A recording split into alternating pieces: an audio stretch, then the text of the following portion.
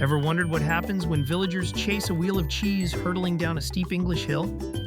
Welcome to Cheese Rolling in Gloucestershire, where participants risk life and limb tumbling after a 9-pound double Gloucester. The first to grab it wins. But gravity often wins instead, sending bodies somersaulting into the mud. Originating centuries ago, this pagan ritual turned sport draws daredevils annually, proving that glory smells suspiciously like dairy.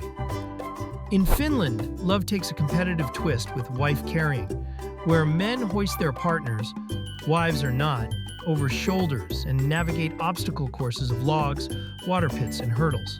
The prize? The woman's weight in beer. Dating back to a 19th century robber's escapades, this grueling event tests strength, strategy, and spousal tolerance, with top teams clocking under 7 minutes amid the Sankajarvi mud. Submerge yourself in bog snorkeling, a Welsh oddity where swimmers propel through a murky peat bog channel using only flippers and snorkels. No conventional strokes allowed. Competitors don wetsuits and goblin masks, racing 60 yards twice.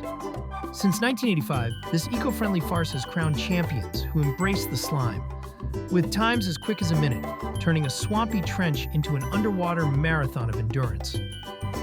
Picture this: Southeast Asia's sepak takraw, where players volley a rattan ball over a net using only feet, knees, chest, and head, no hands. It's volleyball meets soccer on steroids, with acrobatic kicks launching the ball at 60 mph. Born in Malaysia, this gravity-defying game demands balletic precision, blending martial arts flair with team tactics in tournaments that electrify crowds across the region. High in the Afghan mountains, Buzkashi unfolds as horseback warriors battle for a headless calf carcass in this brutal polo variant. Teams of up to 100 riders clash in fields the size of football pitches, dragging the 50-kilo prize to score. Rooted in nomadic traditions, it rewards cunning and cavalry prowess, with games lasting hours amid dust clouds and thundering hooves, a raw test of manhood and horseflesh. For the truly masochistic, ferret legging in Yorkshire pits men against wriggling rodents stuffed into their trousers. Legs tied at ankles and waist, competitors endure the longest without freeing the ferrets, who bite and scratch for victory. Records stretch over 5 hours, born from pub bets in the 1970s. It's a peculiar blend of stoicism and absurdity, where the man who outlasts the frenzy claims quirky fame. Back in England's Cotswolds, shin-kicking revives medieval brawls, where foes trade booted blows to the shins until one yields.